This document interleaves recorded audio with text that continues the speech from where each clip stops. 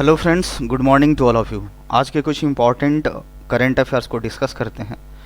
Which bank has launched smart hub Vyapar program and auto first?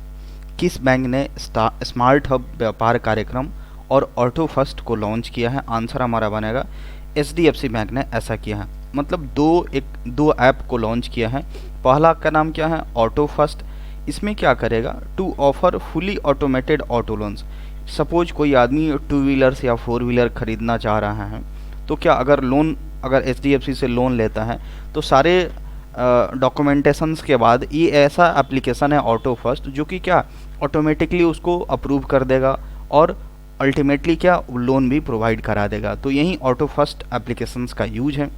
दूसरा हमारा है smart hub Vyapar programme. क्या है?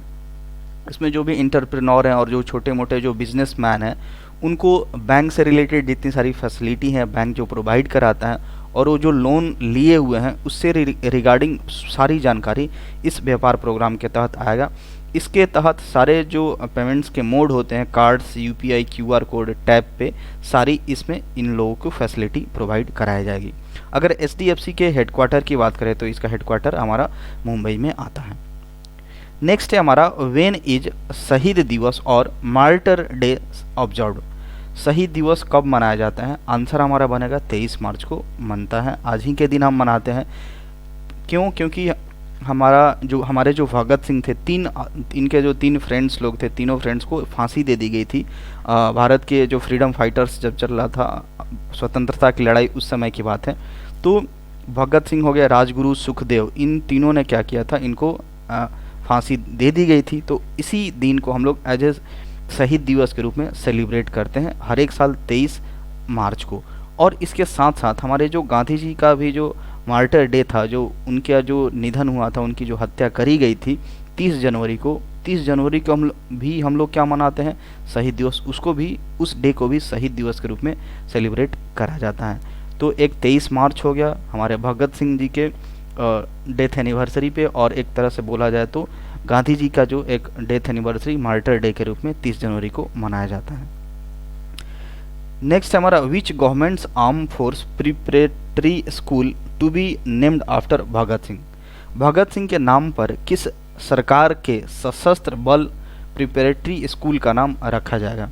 तो इसका आंसर हमारा क्या बनेगा? दिल्ली की सरकार ने ऐसा किया है। हमारे जो अरविंद केजरीवाल न्यू दिल्ली के जो चीफ मिनिस्टर हैं, उन्होंने जो आर्म फोर्स प्रिपरेटरी स्कूल है उसका नाम बदल करके, मतलब उसका नाम किसके नाम पे रखा जाएगा? भगत सिंह के नाम पे रखा जाएगा। इसमें क्या हो जाएगा? 9th क्लास से लेकर के 11th क्लास के बच्चों को पढ़ाया जाएगा और फ्री ऑफ कॉस्ट होगा। ये आपका रेसिडेंशियल स्कूल होगा, इसमें बच्चे रह भी सकते हैं, आवासीय हॉस्टल की फैसिलिटी रहेगी और ये पूरी तरह से फ्री होगा बच्चों के लिए। और इसमें जो स्टूडेंट्स हो गए उनको किसके द्वारा पढ़ाया जाएगा? जो रिटायर्ड ऑफिसर्स हैं, आर्म फोर्स के जो रिटायर्ड ऑफिसर्स हैं, उनके द्वारा इन बच्चों को पढ़ाया जाएगा। तो काफ़ी इम्पॉर्टेंट, काफ़ी बहुत ही अच्छा एक तरह से इनिशिएटिव है अरविंद केजरीवाल जी के द्वारा। ये याद रखना है, 9 से लेकर 11 तक के स्टैंडर्ड के बच्चों को इसमें एडमिट किया जाएगा और भगत सिंह के नाम पे इसका नाम, इस प्रिपरेटरी स्कूल का नाम रखा गया है। इसमें जो रिटायर्ड आर्म फोर्स के ऑफिसर हैं वहीं इसमें टीचर के तौर पे पढ़ाएंगे। नेक्स्ट है हमारा who has become the first African to win Pritzker prize 2022? कह रहे हैं कि प्रित्जकर पुरस्कार 2022 जीतने वाले पहले अफ्रीकी कौन बने हैं? आंसर इनका क्या नाम है? फ्रैंकिस केरे। कह रहे हैं कि ये आर्किटेक्चर के फील्ड में सबसे बड़ा अवार्ड होता है। जो प्रित्जकर जो प्राइज होता है आर्किटेक्चर के फील्ड में सबसे बड़ा अवार्ड होता है। ये आर्किटेक्ट हैं, एडुकेटर हैं और सोशल एक्टिविस्ट हैं। इनको क्या किया गया है? प्रित्जकर पुरस्कार से सम्मानित किया गया है।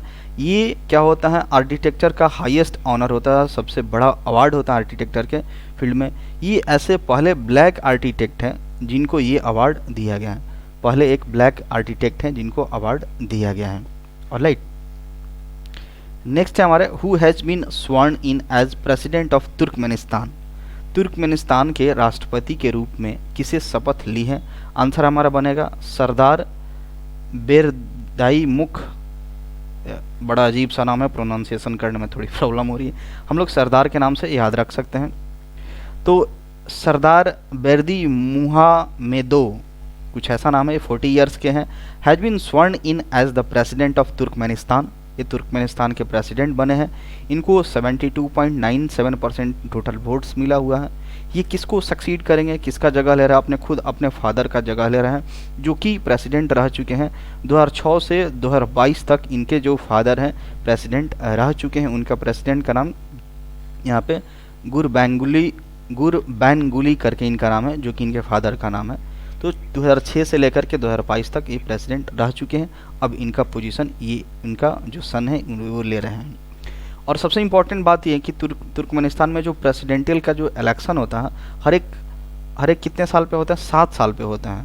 हर एक 7 साल पे वहाँ पे प्रेसिडेंट का इलेक्शन होता है। जो तुर्कमेनिस्तान है लैंड लॉक कंट्री है, चारों तरफ से पूरा एक भूमि से घिरा हुआ है, सेंट्रल एशिया के रीजन में आता है और लोवेस्ट पॉपुलेशन है एशिया में अगर बात की जाए तो। अगर इसकी बात करें तो तुर्कमेनिस्तान की राजधानी कहाँ मिलती है, अशगाबाद में मिलती है तुर्कमेनिस्तान की राजधानी। नेक्स्ट है हमारा Prasar Bharati signs MOU with which country यहाँ पे होगा to boost cooperations. Prasar Bharati ने सहयोग को बढ़ावा देने के लिए किसके साथ समझौता ज्ञापन पर हस्ताक्षर किया है। यहाँ पे आंसर हमारा बनेगा ऑस्ट्रेलिया के साथ किया हुआ है। ऑस्ट्रेलिया के साथ जो हमारी प्रसार भारती है इंडिया की, जैसे DD न्यूज़, DD नेशनल वगैरह हो गया, तो क्या करेगी ऑस्ट्रेलिया के साथ समझौता पे हस्ताक्षर हुआ है। ऑस्ट्रेलिया वाले क्या करेंगे, एक ऐसा प्लेटफॉर्म लॉन्च करेंगे जो हमारे इंडिया में जो DD न्यूज़, DD इंडिया और भी जो मल्टीपल लैंग्वेज पे हमारे इंडिया में जो न्यूज़ दिखाया जाता है, तो उसको क्या करेगा ऑस्ट्रेलिया अपने अकॉर्डिंग वहाँ पे जो भारतीय मूल के जो नागरिक ऑस्ट्रेलिया में हैं उनको दिखाया जाएगा। इससे क्या होगा, हमारी जो न्यूज़ हैं और भी दूसरे जगहों में उसका बढ़ावा दिया जाएगा और उसको सपोर्ट करा जाएगा। तो प्रसार भारती ने ऑस्ट्रेलिया के SBS जिसको बोलते हैं स्पेशल ब्रॉडकास्टिंग सर्विस को, इसके साथ समझौता करके यहाँ पे एक MOU साइन किया गया है। नेक्स्ट है हमारा who has retain the book titled wrist assured an autobiography. Wrist assured an autobiography नामक पुस्तक किसने लिखी है, आंसर हमारा बनेगा GR विश्वनाथ के द्वारा लिखा गया है। यह हमारे पूर्व इंडियन क्रिकेट टीम के कप्तान रह चुके हैं। इन्होंने अपने ऑटोबायोग्राफी लिखा है जिनका नाम क्या होगा, रिस्ट अस्योर्ड एन ऑटोबायोग्राफी। इनकी पूरी जो जर्नी है उन्हीं 1969 से लेकर के 1986 तक ये क्रिकेट टीम का हिस्सा रहे थे। 91 अपीयरेंस किए हैं, मतलब इतना इनिंग्स खेल करके इन्होंने 6000 रन बनाए हैं। तो इन्होंने अपनी खुद की ऑटोबायोग्राफी लिखी है।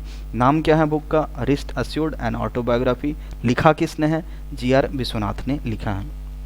नेक्स्ट है हमारा 9th ज्वाइंट मिलिट्री एक्सरसाइज लिमिटे 2022 has kicked off between which two country. 9वां संयुक्त सैन्य अभ्यास जिसका नाम क्या है, लैमिटी 2022 किन दो देशों के बीच शुरू हुआ है। तो किस दो देश के बीच में शुरू है, एक तो इंडियन आर्मी इसमें पार्टिसिपेट किया और दूसरा सेचिल्स डिफेंस फोर्सेस, सेचिल्स एक कंट्री है, इस दोनों के बीच में ये आपका एक एक्सरसाइज हुआ, मिलिट्री एक्सरसाइज हुआ जिसका नाम क्या है, लैमिटी 2022। तो इससे क्या होगा, हमारा इंडिया में जो भी इंडिया और इस कंट्री के बीच की जो एक सिक्योरिटी पर्पस लेकर के और भी जो जिस पर्पस को लेकर के यहाँ पे किया जाएगा पूरा बूस्ट मिलेगा दोनों के आर्मी के बीच में।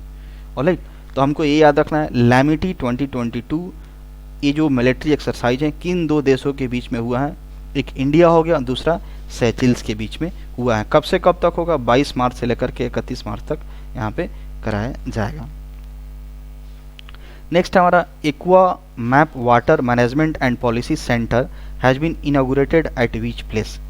एक्वा मैप जल प्रबंधन और नीति केंद्र का उद्घाटन किस स्थान पर किया गया है, IIT मद्रास में किया गया है।